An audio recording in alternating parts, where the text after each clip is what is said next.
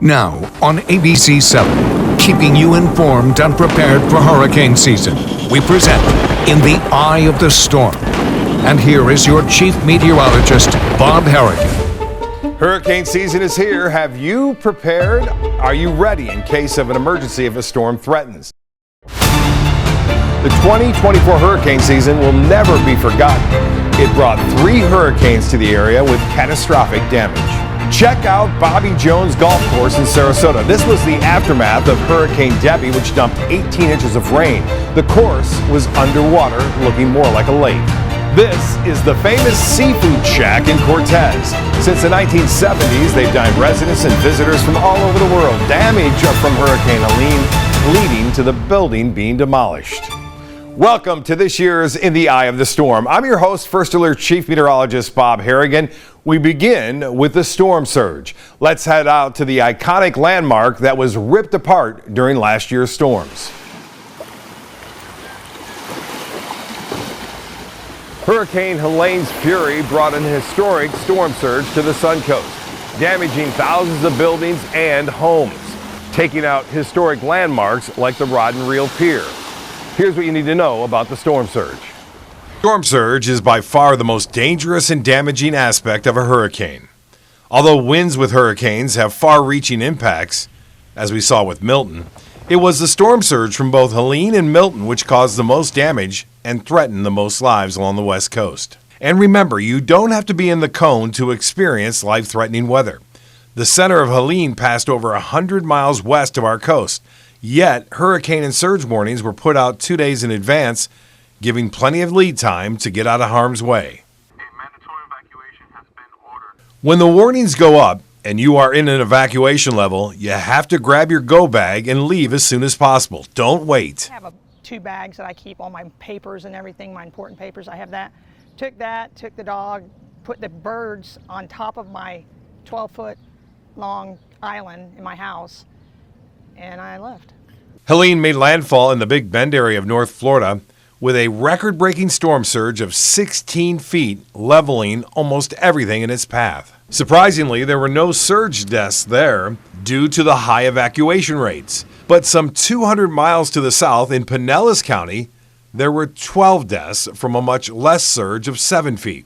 While the wind garners most of the attention with these storms, it's the surge and freshwater flooding that has the potential for the greatest loss of life. We saw that with Hurricane Ian in 2022 when a devastating 15-foot storm surge slammed into Fort Myers Beach, killing 36 people who sealed their fate by not evacuating when ordered to do so. The energy generated by these storms is tremendous, considering 1 cubic yard of water can weigh 1 ton, and these storms displace hundreds of square miles of water and have violent, battering waves on top of the surge.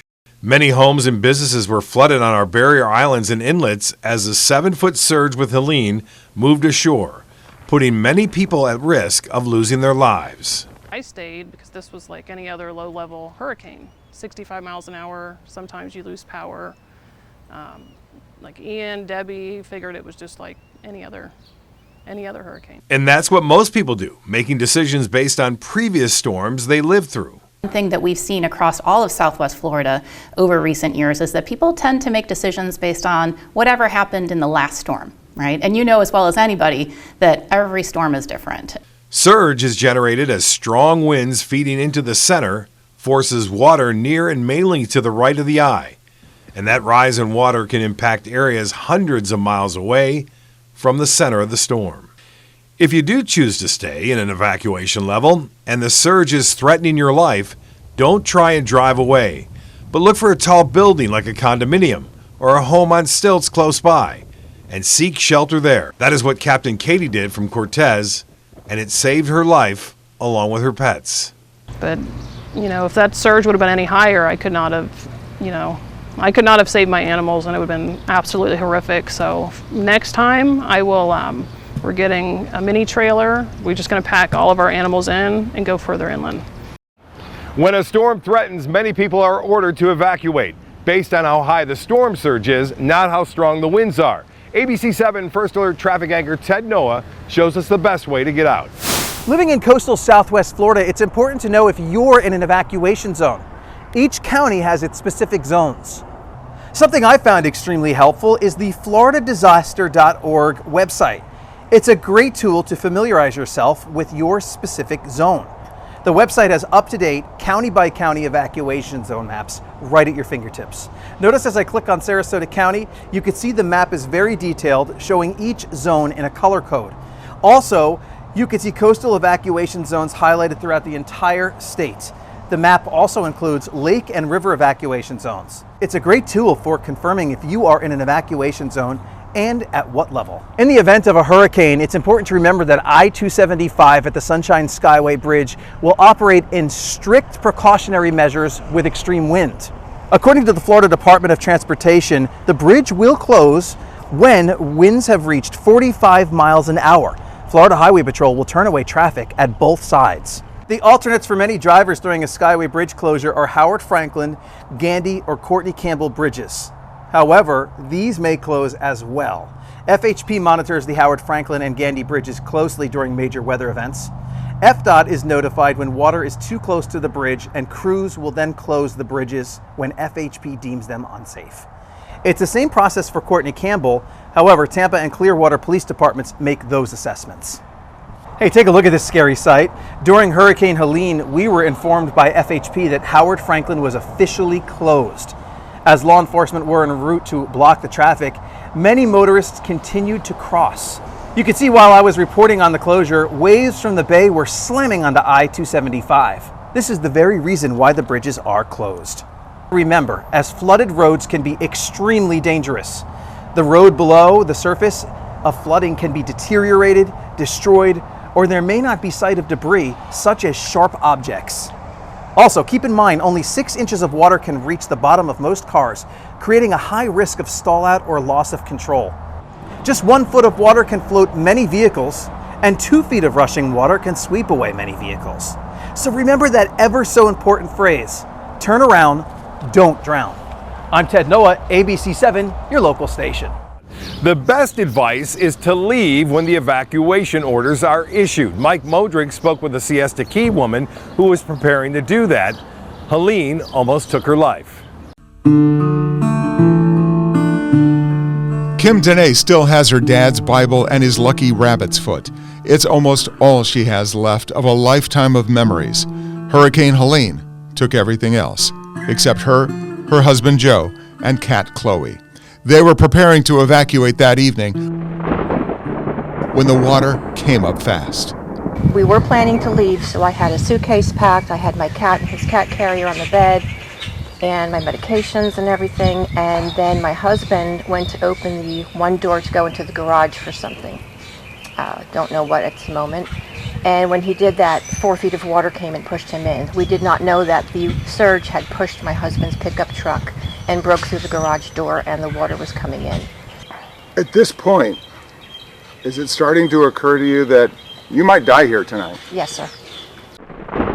Neighbor Dave Walter, whose house was also underwater, watched the rising surge from his next-door neighbor's house, where the living quarters and the home generator are 12 feet above ground level. We had evacuated our house right after sunset. We were watching Bob Harrigan, and he came on and drew a line from the center of Helene to Siesta Key and said, "This is 89 miles."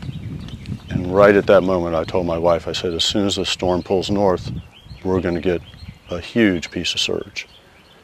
Literally an hour later, our house went underwater in 45 minutes. Kim called David's wife in a panic. David knew. There's absolutely nobody that's going to come out here and get them. I grew up in and around the water. I've surfed on the East Coast for a long time. I'm not really uncomfortable in big water, but surge is different. So I said, I think I can go get them. David went back to his house in chest-deep water to find his paddleboard or anything else that would float, but the storm debris blocked access to his backyard. I needed something that floated, and a piece of styrofoam drifted by. This just popped up, and I went, okay, here it is. This is what I need. Now, 10 o'clock at night, pitch black except for the lightning. Swam across the street, got on the sidewalk, and swam down the sidewalk to their house, ran into some construction debris and some other stuff. Kim and David walked me through the rescue route. This is the styrofoam that miraculously floated to David. And the door opens and all kinds of stuff floats out because, you know, there's all kinds of little things that float, and it all just pours out. And then here she comes with the cat carrier, and we literally put the cat carrier on top of this, and she's on the other end of this, and I'm on this end, and when we head out. How deep is the water at this point on you? Probably right here. And I actually had my hand up here. Yeah, on the cat. Like this. I'm trying to keep her on the higher side where it's shallower. I remember the tree. Yep. Now it's pitch black, Mike. By the end of the street, they had to walk directly into the current of the storm surge. And this is where I said we got to start pushing.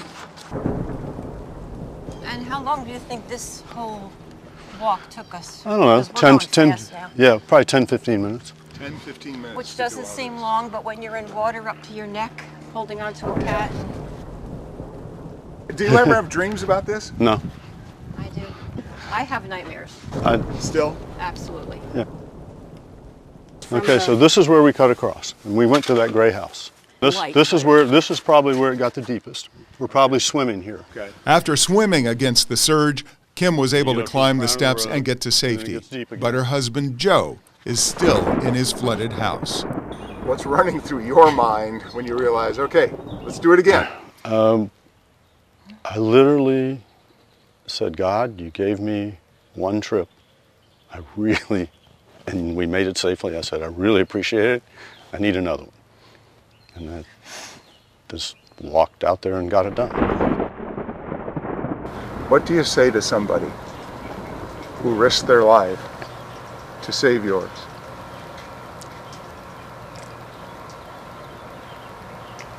Thank you. You're more than welcome. A neighbor's thank you, a piece of styrofoam, and an unmistakable touch of grace.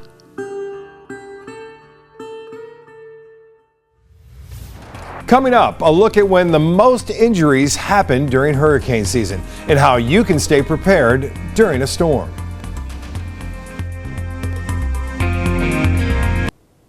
Dangerous accidents and even death can happen during a hurricane, but many don't realize that most deaths occur before and after a storm. ABC7's meteorologist John Scalzi has more. As the hurricane approaches land and after it makes landfall, the risk of injury increases, but not just from the storm itself, also from the actions people take to prepare for the storm and then clean up afterwards. From falls and lacerations to dangerous accidents and missteps, it's well documented in the literature that emergency room visits spike in the days just before and just after landfall. Meet emergency resuscitation nurse Casey Howell. Cuts and lacerations are going to be really common, either from flying debris or collapsing structures, or even the heavy equipment used in that post-debris cleanup, like chainsaws and large blades, things like that. So we'll see those acute type of injuries. We see cuts and scrapes. We see infections in those open wounds from cuts and scrapes and exposure to contaminated water. We'll also see falls, especially falls from ladders. And we also potentially can see electrical injuries from down power lines, exposed wires, and things like that.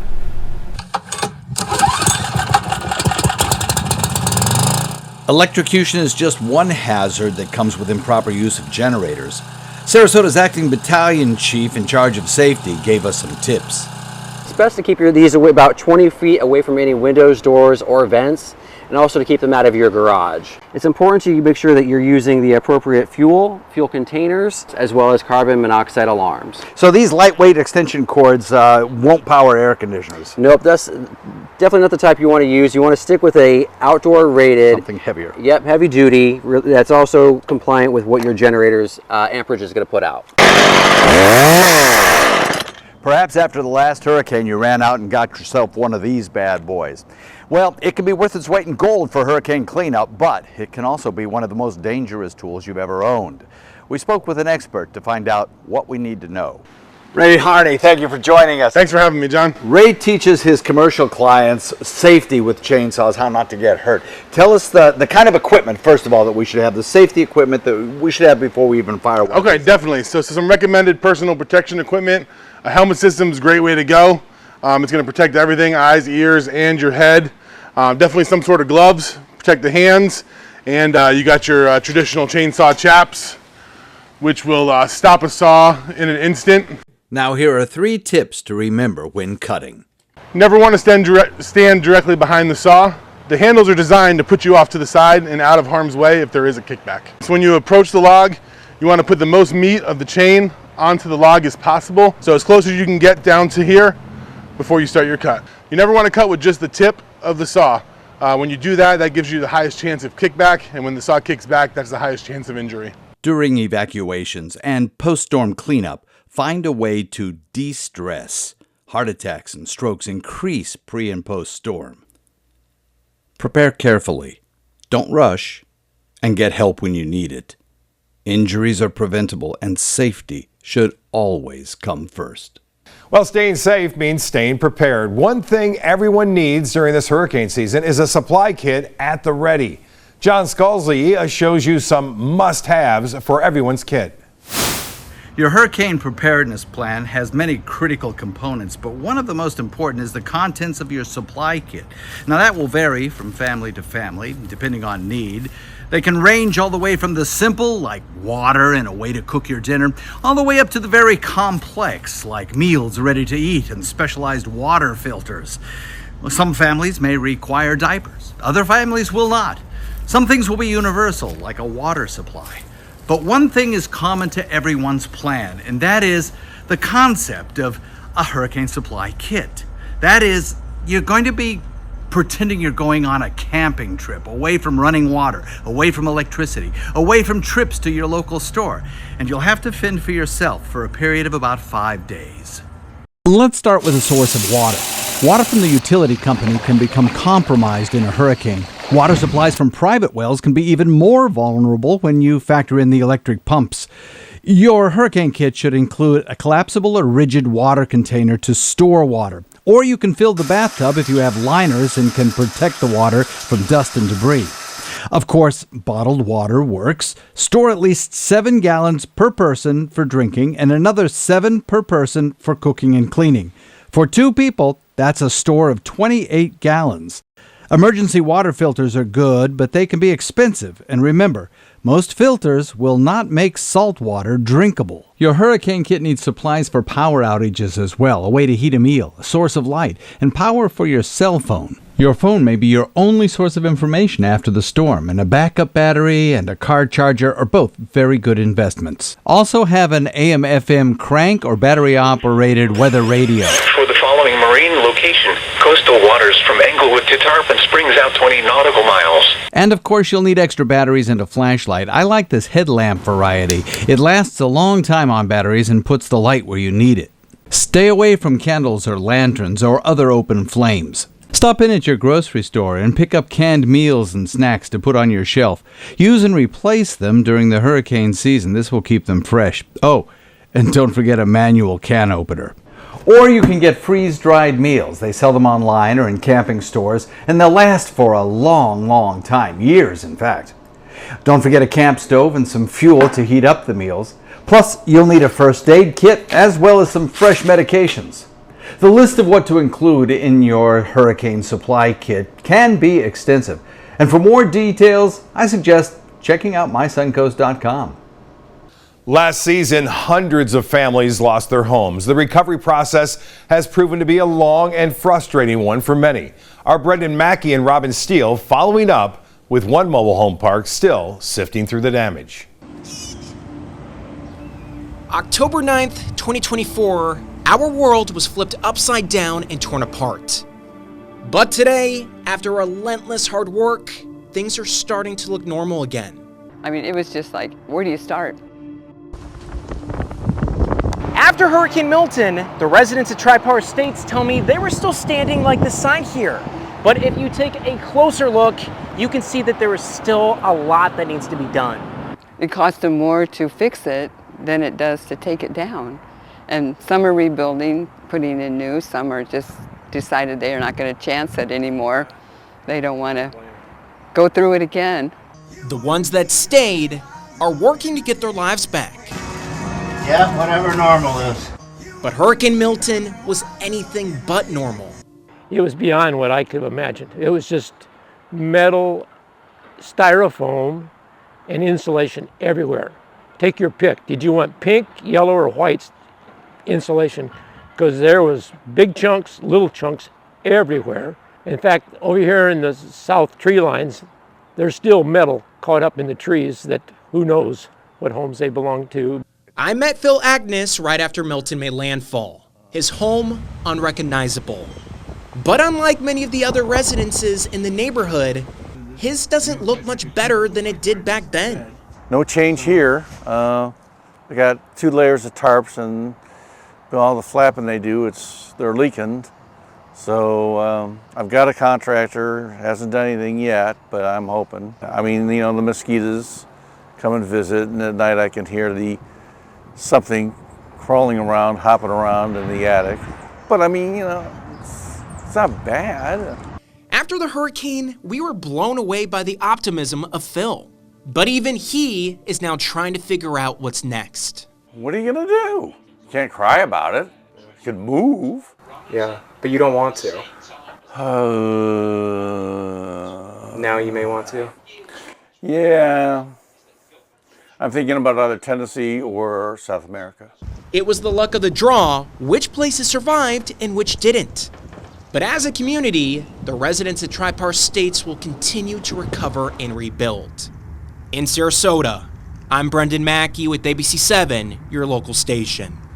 The information and the tools we are providing will help you get prepared for the hurricane season. While material things can be replaced, lives cannot. Our hurricane guide is available for you to print for quick reference. All you have to do is go to our website, mysuncoast.com. Under the Hurricane tab, our website also has additional segments and information to help keep you and your family safe. When a storm is coming, nothing is more important than your family's safety. Trust the First Alert ABC7 weather team to keep you updated with the latest storm tracks. The power of knowledge is at your fingertips. Our priority is to keep you and your loved ones safe throughout the season. We'll be right back. Welcome back. We are making sure you are fully prepared for this year's hurricane season way before a storm hits. I had a chance recently to sit down with Manatee County Emergency Management Chief Matt Myers for more insight about how emergency operations work to make sure you are prepared. Even if you're not in a flood zone, you still potentially could get inundated. Rain falls where it falls. Flood zones are there to show where the possibility is, but it's really important to make sure you have flood insurance. They're relatively inexpensive, especially if you're not in a flood zone. Like myself, just bought a new home this beginning of this year. We got flood insurance. We're not in a flood zone. The storm comes, it sits here for days, say, and it dumps 20, 30 inches of rainfall, which isn't, not out of the realm of possibilities. What would you tell people? They're sitting in their house and all of a sudden the flood's coming in. I mean, is there something they can do? Yeah, the most important thing is safety. So if during the storm, if it's safe enough to do so, we will do rescues. So if your life is in danger, absolutely call 911. If you're trying to get information, use our 311 system. If there's a possibility that we could just get you to maybe a shelter, just with a high water rescue vehicle, we can do all that kind of stuff, but we need the information. I mean, if the winds are howling at 70 miles an hour, you're not going to be able to get them, right? Yeah, unfortunately, there is a wind threshold, especially for the vehicles and the safety of our rescuers. So there is a certain point where we have to halt all rescues. It's very important to be proactive in your preparation. So if you make a plan, stick with your plan. Don't wait till the last minute, because you're not putting just yourselves at risk. You could be putting other people at risk. The point I bring up there is that, okay, so you are getting in trouble and the winds are 70 miles an hour and the rain and the floods are coming up into your home. You certainly can call 911, 311, whatever, but there's not going to be any help for you. What would those people do? So a lot of people instinct is to go as high as possible, right? Especially if you have a second floor, that's a little bit easier. The biggest mistake is going into the attic. If you're going to go into the attic, make sure you have some way to break through the roof, because that's what we've seen a lot of times in like Hurricane Katrina, other big disaster storms. They went up to the attic and got trapped.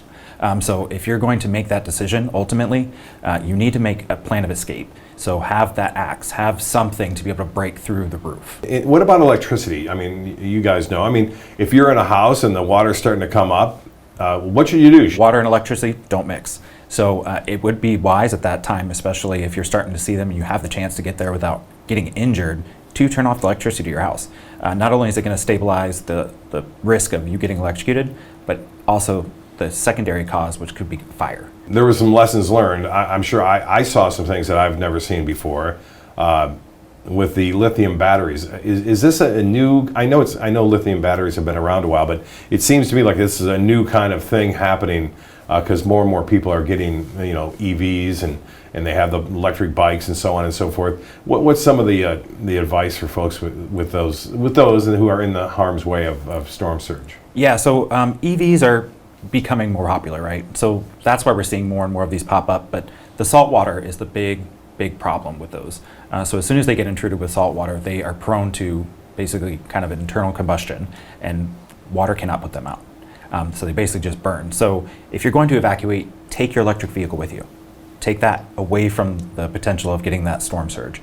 Any of your big electric bikes and stuff like that, take that kind of stuff with you so it's safer in your home to come back to. Hopefully there is no surge, but if there is, now your home's not at risk from a fire. Just disconnecting the battery is not going to save it because that salt water creates the conduit, right, or the connection.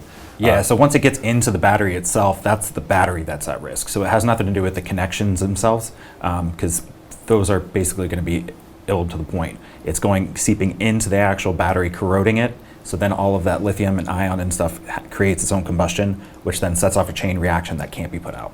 If you give one piece of advice, the biggest one that you think is most important after a storm, and the winds have died down, what would you tell people to do? I mean, let's give it a hypothetical. The power's out, your cell phone's not working, the storm's letting up, and what should they do? Obviously. Well, number one thing, don't go out at night.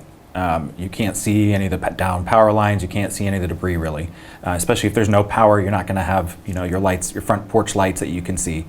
You need to have a flashlight, even staying internal. But when you do go out, be very cautious. Use caution as the key part because you don't know what is not stable. That tree that's kind of leaning, it could fall.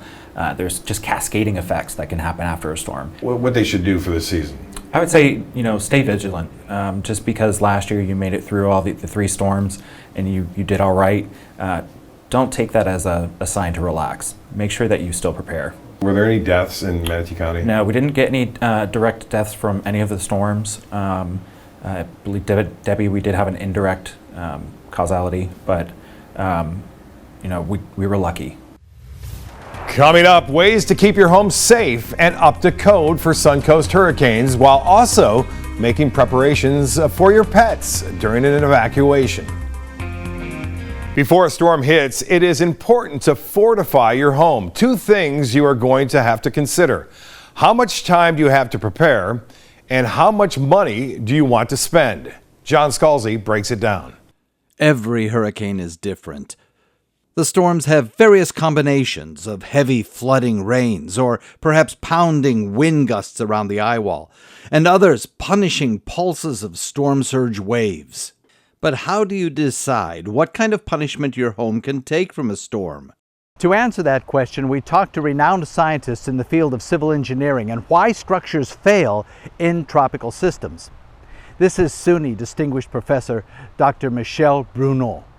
But one of the things that I think Ian showed is that age of construction matters.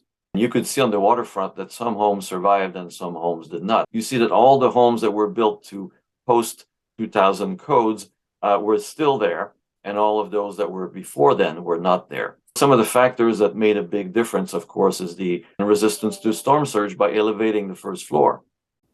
As the storm surge rolls in, an elevated first floor, built to current code, allows the waves to pass through instead of crashing against a solid wall and compromising the structure. That said, elevation or not, if you're in a storm surge zone and asked to evacuate, do so. I have yet to meet somebody who decided to stay home, hit the maximum speed, get the storm surge to come afterward, and survive and comes back afterward, if they survived, and say, you know what, that was a brilliant idea. I've never seen anybody say that. So no matter how strong your structure is, when it comes to a storm surge, you're going to run from the water. But wind is another matter. You may be able to shelter in your own home. It depends on the wind resistance of your home, which takes us to our next expert. The Wall of Wind is a research facility using giant fans to simulate a hurricane. Buildings are then placed in front of those winds to see how they are damaged or destroyed. Dr. Ioannis Zisos is the director of the facility and had this to say. Inspect your homes, do as much as possible. There is like rain, there is wind. So hurricane shutters, impact windows, definitely they help. They make a difference. We've seen a lot of damage on garage doors. A lot of damage is because the wind pushes the garage door. There is an opening and then wind enters the building. The doctor also recommends reinforcing the rafters and the trusses of your roof, making sure your front door has good upper and lower bolts, and also reinforce your roof with hurricane strapping. Finally, we get to freshwater flooding. The rain bands of a hurricane can produce tremendous amounts of rain in a short period of time. Dr. Ian Giamanco has some information on that. It's important to remember flood is covered through the National Flood Insurance Program. And a lot of homes, we saw this with Ian, that were built essentially on grade, 5 feet above sea level along some of the intracoastal and some of the inland waterways, had substantial storm surge damage. They just weren't elevated to the current standards. If you're along any of those waterways, even the inland ones that surge can really pile up, know that it's time to go when those warnings are issued. And remember, the combination of the storm surge forcing the water upstream combined with excessive rainfall can create rapidly rising waters. Here are some things to remember. Check your flood maps to see if you're in a flood zone. Keep abreast of the road conditions. Be prepared before flooding cuts off your access to evacuate. And don't cross flowing water and don't cross water of unknown depth. Well, hurricanes can be scary, not just for you, but also your beloved pets. Behind me, you're looking at our ABC7 family members' animals. You may ask, what should you do with your furry friend during a threatening storm? Meteorologist John Scalzi brings us more on pet preparations. When it's go time for your evacuation level, you better have a plan of action that includes your pet. The first thing to know is where you'll go. If you're heading to a shelter, or a friend's house, or to a hotel, you'll need a crate for each one of your animals. Take pictures of your pets, some with you in them to prove ownership, and attach them to the crates along with copies of the vaccination records. Understand that if you choose the shelter option, you will not be able to stay with your animal during the worst part of the storm. In the shelter, unless it's a service animal, they will be separated into a different place that has a better area for them to be, wet-wise for water spills or anything like that. But they will be taking care of their pets just like they would do normally, making sure they're fed, making sure that they have the essentials they need, their medications, and walk them when it is safe to do so. You'll also need a sturdy pet supply kit, including leashes and harnesses, cleanup supplies as well, little baggies and towels, as well as sanitizer. You'll need some toys, new toys they've never seen before to keep their attention, treats, lots of treats. And you'll need the water bottles and bowls, of course. Don't forget the medications they may need, and enough food to last the entire emergency. Hopefully you've had a chance to get your pet microchipped. If not, and you can, do so before the storm arrives. It's the safest way to reconnect with your pet if you get separated. After the storm, sights, sounds, and smells will change. Your dog can become confused and run. Be sure and only walk them on a leash. Post-hurricane, your pet may show signs of PTSD, just like people. A safe spot like a dark clothes closet can help. Set up routines and see a vet. This, above all, never delay an evacuation because of your pet. If you need help, ask for it. It's out there. And with a bit of planning, you and your animal will safely weather the storm. Coming up, why the hurricane cone had to be upgraded just a few years ago when we come back.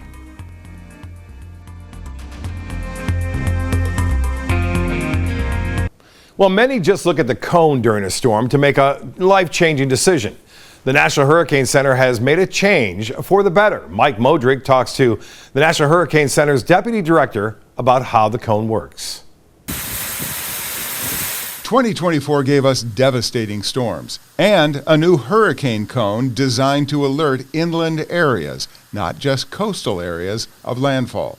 In Hurricane Helene's case, that gave Georgia and the Carolinas a little more time to prepare for a devastating storm. This was the cone for Helene, issued at 10 a.m. Wednesday, September 25th. The red hurricane warnings were issued for northern Florida, inland into Georgia. The yellow tropical storm watch pushed all the way to the northern Carolina mountains, an area ravaged by the remnants of Helene. That is the reason for the new cone, to change the mindset that a hurricane landfall is just a single point on a map. And that's the hope. That's the hope of the experimentation, to help convey that a hurricane is not a point. You know, that's the biggest thing. It's not a point. And so setting up at a specific location, trying to nail the point, is where we're getting in trouble. We need the networks to understand that it is a big, broad system that spreads its hazards over multiple counties, and in some cases multiple states. And because the storm is not just a landfall dot on a map, the center line of the cone is not featured either. Because we want people to focus not on where the center's going, but the overall impacts of the storm. The overall impacts start with the winds that can devastate inland communities. The new cone will show hurricane and tropical storm wind warnings not just on the coast, but far inland, shown on top of the cone. We're adding the inland watches and warnings. We've historically not shown that, which has given people a wrong sense of maybe the impact is less than you might think as you move inland. Well, we're going to try with the wind first, because that's the hazard that has historically been on the cone. So it makes sense to try there first and sort of see how it works. At the same time, though, we're going to ask our colleagues in the media to go ahead and take the next step, which is superimposing the other hazards on there. Another change is coming in 2025 to the size of the cone of uncertainty. The width of the cone will be 3 to 5% smaller. That's because of improvements in forecasting hurricane tracks over the last several years. For all of us in the Gulf and the Atlantic hurricane zone, all it takes is one storm, from landfall to the inland urban jungles, and we all need to be better prepared. Well, the sights and sounds from last year's storms will be burned into our minds forever. Businesses like the Van Wezel flooded severely during the storm.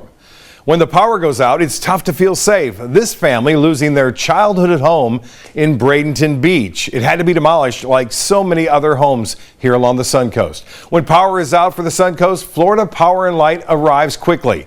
This is them restoring power to Suncoast residents after Hurricane Helene. Our Stephanie Stanton caught up with a spokesperson for FPL on last year's storms. Joining us now is Jack Ebel, spokesperson with Florida Power and Light, to talk about this year's hurricane season and what the company is doing to prepare. Jack, it is a pleasure to have you today. Thank you for having us. We appreciate it. Yeah, very much so. So first of all, let's begin and talk a little bit about last season. It was devastating for so many people, to say the least. Tell us a little bit more about Helene and Milton's direct impact on the state as it relates to power outages. So 2024 was a historically challenging hurricane season for Florida and for the Southeast U.S. So what we saw during hurricanes Helene and Milton combined were approximately 2.7 million outages throughout the state. Wow. So starting with Hurricane Helene, we saw more than 680,000 FPL customers were affected by that storm. So we responded safely and as quickly as possible with men and women from more than nearly a dozen states. And it was about approximately 11,000 men and women helping us with that restoration. And after one full day of restoration, we were able to restore power to more than 600,000 of those customers affected. So less than 2 weeks later, Hurricane Milton impacts the West Coast. That storm affected approximately 2 million FPL customers throughout the state. So with the men and women, 20,000 of them from approximately 40 states around the country, helping us restore power for our customers. After one full day of restoration, we were able to restore about 1.5 million of those customers affected. In total, we were able to restore customers who could safely receive power after Hurricane Helene in 4 days, and then in 6 days, respectively, following Hurricane Milton. Yeah, and you know, when we see and we talk about being prepared, I thought it was quite remarkable that you guys have literally, as you mentioned, armies of trucks and people who are staged in targeted areas. How does that happen logistically? And I think it's quite remarkable. You guys are like a well-oiled machine. We prepare year-round for hurricanes and severe weather. So anytime a storm is approaching, we go into a tried and true process of preparing to restore power to the largest amount of customers in the shortest amount of time. So as you're referring to, those are called our staging sites. So those are mini cities where crews from around the state and around the country who are responding for our customers are eating, sleeping, keeping their equipment, and we strategically position them at those staging sites in areas that we believe will be the most heavily impacted by a storm. That way, as soon as conditions are safe, our crews can spring right into action and begin restoring power. So when it comes to this season, do you have any tips for homeowners? How can they better prepare this season? We prepare year-round. We really want our customers to have their plans ready to go for when a hurricane is on our doorstep. We operate as if it's a matter of when, not if, the next storm will come. So we know whether you're a veteran of Florida's hurricane season or if this is your first hurricane season, there are a lot of helpful tips for you to get started on your plan or refresh it. So you can start with, do you have batteries, flashlights, and radios available to get you supported should you experience an outage? Are you planning on using a generator this hurricane season? Understand the safety manual of that equipment well before a storm is approaching. Right. It is crucial to understand how to operate it safely. Never operate it near an opening, near your home, an open door, or an open window. Ensure you know how to use it before a storm is approaching. And finally, another thing to consider is, do you have a loved one who has medically dependent equipment that requires electricity? What is your plan for that individual if a storm is approaching? You can find those tips and a lot more on our website, www.fpl.com/storm, that has a lot of useful tips for both residential and commercial customers. Yeah, and we will also have that information on our website at mysuncoast.com. Jack Ebel, spokesperson, Florida Power and Light, thank you so much for joining us. Thank you. Coming up, a look at more tools from ABC7 to help keep you informed and safe during a storm when we come back.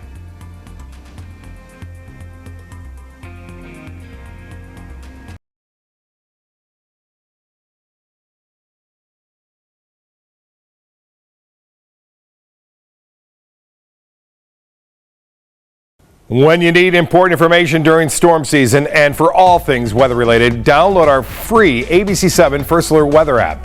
The ABC7 First Alert Weather team keeps this updated at all times with the latest on the storm tracks and much more. You can download it free from your app store. And you can also catch the latest by listening to our sister radio stations on WSRQ 1220 AM and 106.9 FM. Again, that's WSRQ 1220 AM and 106.9 FM. Thank you so much for watching In the Eye of the Storm. I've been your host, Chief Meteorologist Bob Harrigan. Mike Modrick, John Scalzi, and I recorded a roundtable discussion where we reflected on last year's hurricane season. You can watch that in full on our website at mysuncoast.com. Have a safe season.